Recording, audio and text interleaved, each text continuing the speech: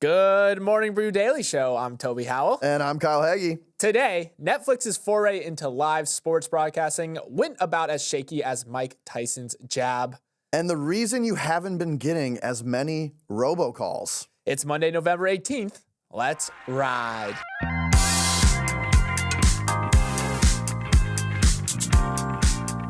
Happy Monday, everyone. Hope you are having a great start to your week. I'll tell you someone who isn't having a great Monday, though. Spirit Airlines. The budget airline officially filed for bankruptcy this morning after years of losses, a failed merger with JetBlue, and shifting consumer preferences. Yeah, Spirit has not been having a good time lately. Not only was it dealing with failing demand, a failed merger, but it also had an engine recall, which had to ground a bunch of its planes earlier this year. And I think the final nail in the coffin was just post-pandemic travel, inflation. It couldn't find a way to get back to where it used to be. I'm actually quite sad about this, though, because Spirit, it needs to exist just spiritually for America. Yeah, the last few years have just been a rough time for them. Spirit hasn't had a profit since 2019, lost more than $335 million in the first half of this year. So the writing was on the wall. That said, if you are eyeing cheap flights home for Thanksgiving, Spirit says it does expect to continue operating normally and letting customers book flights. So I'm getting on my last Spirit. I know. Spirit is down, but it is not quite out yet, Kyle. Now, a word from our sponsor, Yahoo Finance. Kyle, the Purple Prince has once again made its return to MBD. And what a pleasure it is to have them back. I was actually using Yahoo Finance to prepare for the show today. Oh, do tell. Well, it's really the only place on the internet that you can go for both real-time market data and trusted news. So if you want a holistic picture of how a Treasury appointment is affecting the market or how investors are reacting to an earnings call, Yahoo Finance is the only place to go. I like to think of it as the secret weapon of the informed investor, a shining purple light in a sea of darkness, and really one of our go-to sources for bringing you all this show every morning. It is our Purple Prince. And to check out the Purple Prince yourself, head to yahoofinance.com. That's yahoofinance.com. Well, Kyle, turns out putting a 58-year-old in a boxing ring with someone less than half his age doesn't lead to very compelling television. The much-hyped Mike Tyson versus Jake Paul fight put on by Netflix was mostly a snooze fest that gave fans very little to cheer about, but the streamer's foray into the fight game did bring in huge viewership numbers. Netflix announced that 60 million households tuned in to watch Paul and Tyson slug it out for the main event, while 50 million watched the co-main event between Amanda Serrano and Katie Taylor, which actually made it the most viewed women's sporting event in U.S. history. But while the gaudy numbers were nice, there were some annoying technical blunders along the way, and I'm not just talking about Iron Mike's clumsy footwork. Yeah, hashtag Netflix crash, which if you're Netflix, you don't want that trending. It did start trending on X on Friday, and Down Detector received more than 500,000 reports that Netflix was having issues. Obviously, a ton of people wanted to watch this, and they were having some issues. Jake Paul, legitimately the marketing master he is somehow, he took the opportunity to brag that we, quote, crashed the site in an interview after beating Tyson. What will likely have Netflix execs kind of sweating bullets right now is this fight was a dry run for Netflix. Christmas Day, they're going to broadcast NFL games. And the NFL, if there's streaming issues, they're going to get a lot more than 500,000 reports on Down Detector. So it was a smashing success for Netflix in some regards, but also maybe a failure or something they need to check before Christmas in other regards. Right. It was a cultural moment, so in that sense, It was a success. At one point, Mike Tyson's bare bottom was shown in the locker room by Netflix. That turned into a meme, but it also this event showed that Netflix is certainly working out the kinks. A lot of people were just tweeting out, is it my internet or is this stream just buffering a lot? So it made headlines in that way too. But let's take a step back here and realize just how big 60 million viewers, 60 million households is. The 2023 NFL regular season averaged 17.9 million viewers per game. The most watched regular season game was the Cowboys vs. Giants on Thanksgiving. That only got 42 million viewers. So we're talking bigger than the biggest NFL game last year outside of the Super Bowl. So it is truly a big number. I was reading around, though, and some people in the industry were asking some questions about how that number was calculated. Did Netflix treat each individual effort to reload the stream as a new watch? Because a lot of people were pressing that refresh button. So maybe there isn't great apples to apples viewership numbers because these are self-reported numbers, but still regardless, it is a massive, massive number. Yeah, I mean, there was a January playoff game a year ago, Kansas City Chiefs versus Miami Dolphins, or a few years ago, and that drew 23 million viewers. And obviously, that was streamed on Peacock, so they could handle the bandwidth of 23 million users. Just to talk about the scale of Netflix, there's 280 million subscribers in more than 190 countries. So I think the Christmas games could see more than what Jake Paul and Mike Tyson had. And if it's more, like, Netflix is probably getting to work right now making sure the stream doesn't go down. Also, apparently this morning, breaking news, Beyonce is playing the halftime show at one of these games. So you can probably double the number of subscribers that are going to look into this game now. So Netflix definitely needs to get ready for these Christmas Day games. Because the reason why we're talking about this fight, even though it was a little bit of a snooze fest, is that it is kind of a signal of Netflix's intention to push into these mega events. They've streamed some smaller live events before. Remember, they had stand-up specials from Chris Rock. This golf tournament they called the Netflix Cup. Yep. They also tried to stream the Love is Blind Season 4 reunion special. Never forget. Love is Blind fans know that did not go well at all. But we've mentioned the NFL games on Christmas Day coming up, so that will be a big test. But then another big test too is Netflix signed WWE's flagship show Raw. It's coming to Netflix in January, so they definitely have to get their ducks in the row here because you can't be having these buffering issues for these future mega events. Yeah, I think it's such a great point. Like, not only is the Christmas Day game going to be important for Netflix to go off without a hitch, but it's also Netflix needs to be viewed as credible by some of these larger sports leagues, because I think if they can crack the code on live sports, it just unlocks so much value for this company, because that is the one thing people are still buying cable packages for. If they can crack the code, then they're looking really good for future growth and using this as like top of funnel to get more permanent subscribers. Yeah, it's a great point. I think the final takeaway here is that the boxing match between a 27-year-old and a 58-year-old went pretty much exactly how you would expect a 27-year-old against a 58-year-old to go, and that maybe Netflix isn't ready for the big time. There is some cabinet drama going down in recent days over who should be Donald Trump's Treasury Secretary. And like Kyle's high school love life, it has spilled over into a messy public spat. The two main men up for consideration are billionaire Howard Lutnick, who Trump has already relied on as his chief headhunter to help him fill positions in his administration, and the former money manager for George Soros, Scott Bessent, who seemed to be the favorite in the clubhouse until Elon Musk and RFK Jr. started to weigh in. The two Trump allies started to make noise on X to their combined 210 million followers over the weekend. Musk wrote, "My view is that Bessent is a business as usual choice, whereas Howard Lutnick will actually enact change. Business as usual is driving America bankrupt, so we need change one way or another." So you can see how this is turning into a proxy battle between a more status quo choice in Bessent, who is probably still the odds-on favorite to win the role, and Lutnick, who might upend the status quo. But according to multiple reports, the last-minute push from Elon and RFK and Lutnick has rubbed the Trump camp the wrong way, and now he might go in an entirely different direction with former Federal Reserve Governor Kevin Warsh and Wall Street billionaire Mark Rowan now in the mix as well. So Kyle, I compared this messy fight to your high school love life, but I hope it wasn't quite this messy. Okay, one, I cannot confirm nor deny anything about my high school love life. So let me set the record straight there. I mean, just to take a step back, what does the Treasury Secretary actually do? And this is a really important position for the Trump administration. This is economic policy and advising the president on those economic issues, managing federal finances, overseeing the IRS, managing U.S. dollar and monetary policy, regulating financial institutions. And so much of what Trump talked about on the campaign trail was, one, tariffs. And so he needs a Treasury Secretary that's going to go along with at least using tariffs as a negotiating tactic. And two, maybe some changes to the IRS, which this post would actually oversee. So I think it's a very important role. You've talked about kind of how the two candidates that were most in favor maybe have fallen out, and there's some emerging contenders. Yeah, you said that he wanted someone big on Wall Street because part of what a Treasury Secretary does is kind of just project strength and stability to the stock market, to the bond market. You want someone there with a steady hand. I mean, think about our past Treasury Secretaries. Janet Yellen is one of those kind of steady the ship type figures. So you want someone like that in the role. When it comes down to policies between some of the names up for grabs here, they are kind of similar. One of the big choices is who is going to support Trump's, foray into levying this across the board tariffs. Pretty much everyone has come out and said, like, we will support that. They also, both our candidates, or all the candidates, are generally in favor of lowering taxes to help offset some of those higher import costs. Yep. Also, cryptocurrencies, they've all been pretty, across the board in favor of that as well. So it might just come down to who Trump likes the most at this point, because it is one of those positions that you do want to have like a good relationship with the president.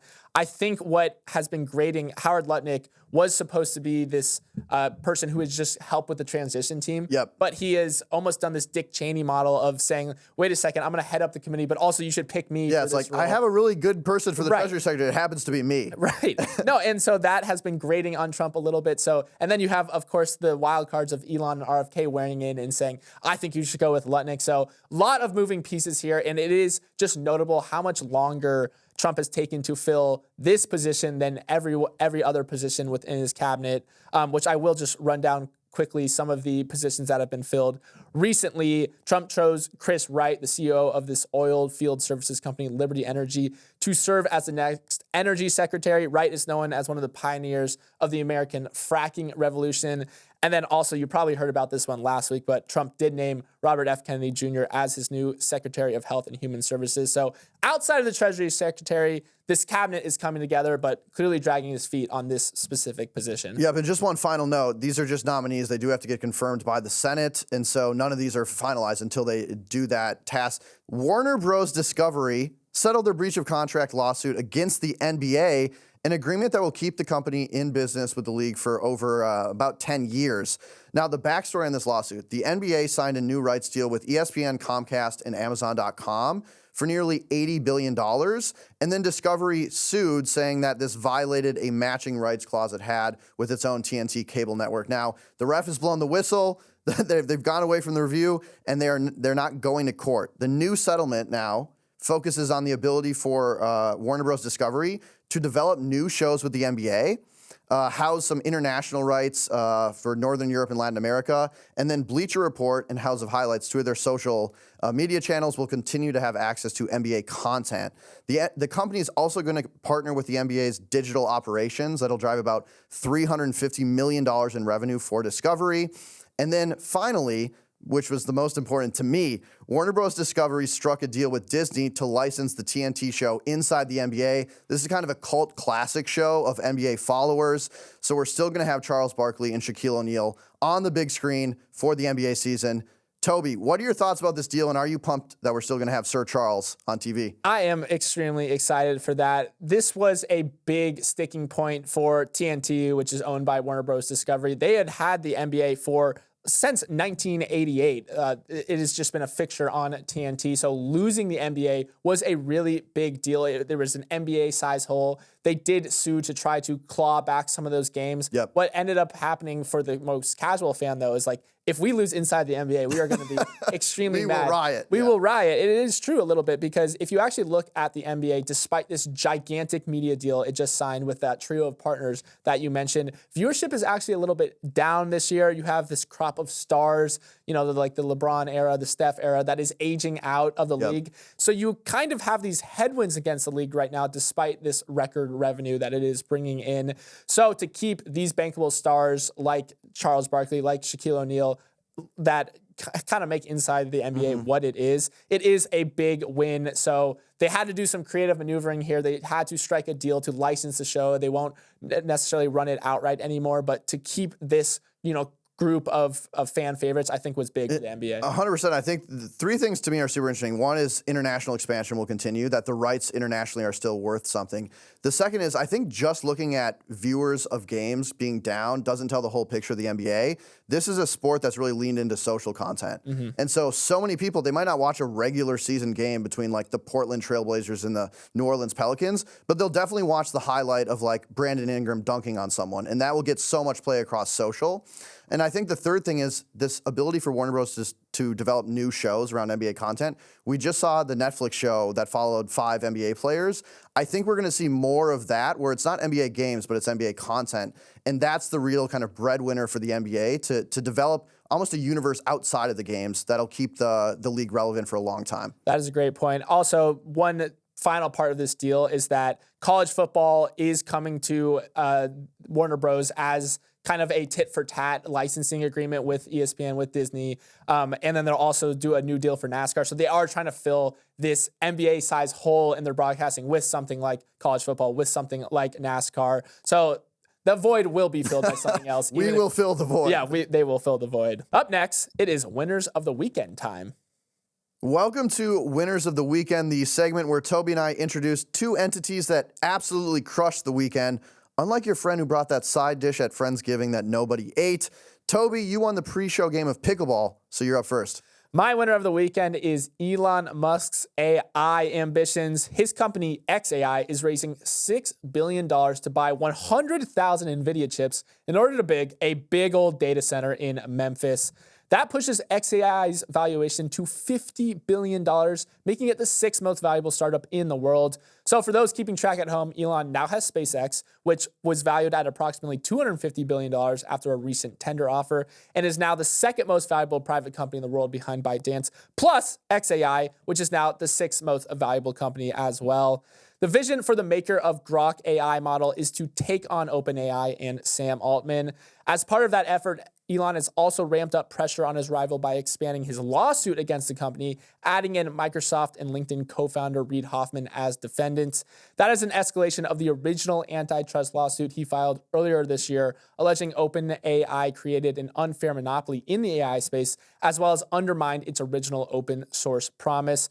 So Kyle, lost in everything else Elon does is this massive AI bet he is also making with his company, xAI. Yeah, I mean, I think it is actually super impressive. And Jensen Huang, the CEO of NVIDIA and founder, praised Musk a little bit ago, saying that to build this data center, it would have normally taken years or a year plus. He did it in 19 days.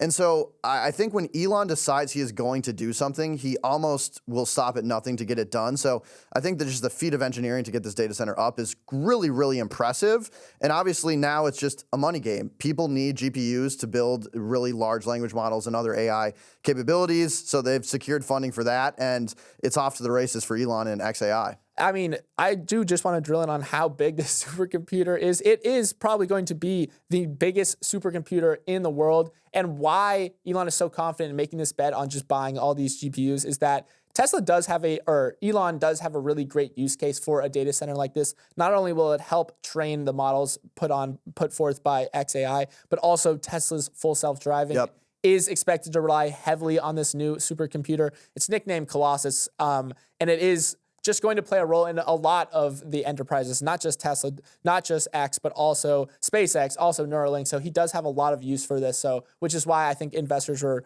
ready to fork over, $5 billion or $6 billion, pushing it to a valuation of $50 billion. It truly is crazy how big of a bet and how quickly this happened. Like, Elon didn't have an AI company really even just at this time a year ago. Now he's got one of the biggest supercomputers in the world. Yeah, I mean, basically if Elon wakes up and says, I'm going to start a company, he'll have $5 billion at his door in about 10 minutes. I mean, you said he didn't have an AI company, but I want to go back to when he actually co-founded OpenAI, because you mentioned the lawsuit. I actually think the lawsuit is very revelatory about both Sam Altman and Elon Musk. The emails that are coming out between them are now part of discovery, so everyone can see them. Sam Altman, people are complaining that we're not really sure what your calculus is, what your true ambitions are, which is what we've heard when he got kicked out and came back exactly about Sam Altman. For Elon, they were like, it seems like you want complete dominance and you want to own AI completely, and that's kind of what we're seeing too. So interesting to think even 5-10 years ago, their characteristics were quite the same. Absolutely. I do highly recommend checking out these emails as well, just to see the communication styles, because Sam Altman will write this multi-paragraph thing about why he thinks AI is the bet to make right now, and Elon Musk will respond in one sentence that literally says, sounds good, count me in. Doesn't even sign his email. So for all of you being best, Kyle, which I do, delete it. Delete it. You don't need it. All right, Toby, let me paint a picture for you. Your phone rings and it's an unknown number.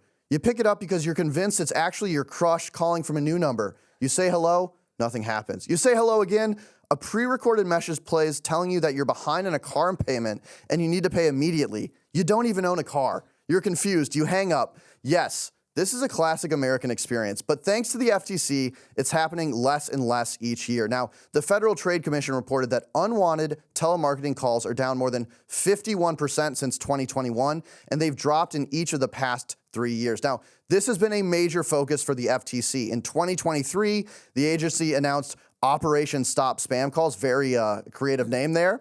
The largest crackdown on illegal telemarketing in the agency's history. They've also gotten the big phone mobile carriers to do anti-spoofing protocols and to stop people from spoofing numbers.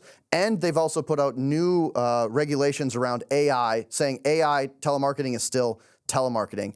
Now, for every month in the fiscal year, robocalls made up the most of consumer complaints. Those are down. I just thought it was interesting the other common tactics: imposters, debt reduction fake calls, and then energy, solar, and utilities fake calls. Now, the FTC said they'll continue to be vigilant on this front. They also clarified that this doesn't mean you don't have to call your grandma anymore. So please pick up the phone and call her. Toby, have you felt like spam calls are down? I do think, generally speaking, there have been less. I'm still one of those people, I never pick up from a random number. I never do, but I feel like I get so many spam calls still. Right. It is one of those things where the FTC did finally put its flag in the sand and say, like, we are going to do something about this, because it truly was just a massive problem that a lot of people, I mean, you took us through that beautiful experience at the start of the story. A lot of people have had that experience. I think one of the big things that the FTC did is that they now have the power to directly file a federal court complaint to force these scammers to return stolen money. So they've actually just basically grown some claws, grown some teeth to and actually go after some of these big robocall, big scamming operations. They estimate that the impersonation-based scam calls have cost consumers $1.1 billion during the last year. So this is still a pretty big problem, but also going after these AI-generated calls as well. That's been a big part as well. So it is good to see those numbers going down. One segment of these spam calls, though, that did jump in that you mentioned a little bit is that debt reduction calls actually spiked 85% from last year. So we are still seeing these random, I mean, car warranty calls have gone down, but debt reduction calls have gone up. So you see these scammers kind of maneuvering and counter-maneuvering to the FTC's moves. And I just want to say one thing. I think it's very easy with a lot of the headlines to be like, oh, the government can never do anything right. And this is an example of like a government agency actually providing a service that has helped a significant amount of people and started to somewhat fix this problem. So kudos to the FTC for stopping the spam calls. Now let's see what's on the docket for the week ahead. The G20 summit begins today in Rio. Top world leaders, including the U.S.'s Joe Biden, France's Emmanuel Macron, and China's Xi Jinping, as well as India's Prime Minister, will gather in Brazil for a 2-day summit to try and address some major geopolitical issues. It's also the first major gathering of leaders since Donald Trump was elected, who has pledged to enact policies that put America first over international cooperation. So could be a little testy, Kyle. Yeah, we're kind of in this interesting purgatory period, though, where like Trump is going to be president in like, you know, a couple months. So whatever they say will probably just have to be thrown out and Trump will come in and say something new. But obviously focus on China relations will be major in this administration and the next. We also have a busy earnings week on the docket. NVIDIA and Walmart highlight the slate. Analysts are expecting NVIDIA to show quarterly sales of $33 billion, up 10% from the previous year and 83% year over year. But they also warn that the growth of the chip maker could begin to slow.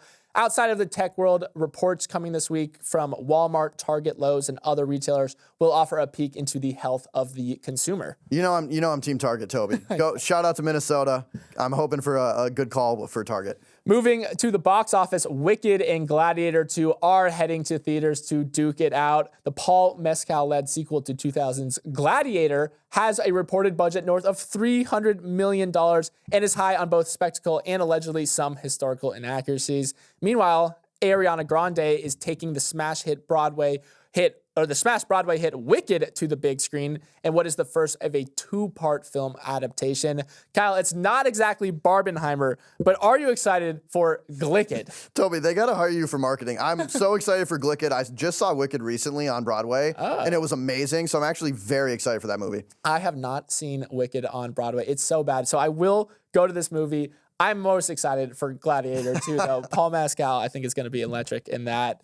Also, some other stuff that's going on this week. The 58th Annual CMA Awards hosted by Luke Bryan, Peyton Manning, and Lainey Wilson, are on Wednesday. Kyle, are you a country guy? I wasn't, but then all of my favorite artists became country like overnight, and so I guess I am. Like Post Malone was like, "You're country now," and I'm like, "Okay, Post, I am." I trust you. And then finally, the Washington Spirit will face the Orlando Pride in the NWSL Championship on Saturday. Kyle, give me your pick. I'm going Pride. I like it. I'm a Florida boy, so I'm Team Orlando Pride as well. Let's wrap it up there, though. Kyle, thanks for being an absolute champ. 3 appearances in 5 days, a new record for you. Back to back to back. Back to back to back. Thank you for helping out. Let's roll these credits. Emily Milliron is our executive producer. Raymond Liu is our producer. Olivia Graham is our associate producer. Uchenna Waogu is our technical director. Billy Menino is on audio. Hair and makeup lost it all betting on a Mike Tyson knockout. Devin Emery is our chief content officer, and our show is a production of Morning Brew. Have a great week, y'all.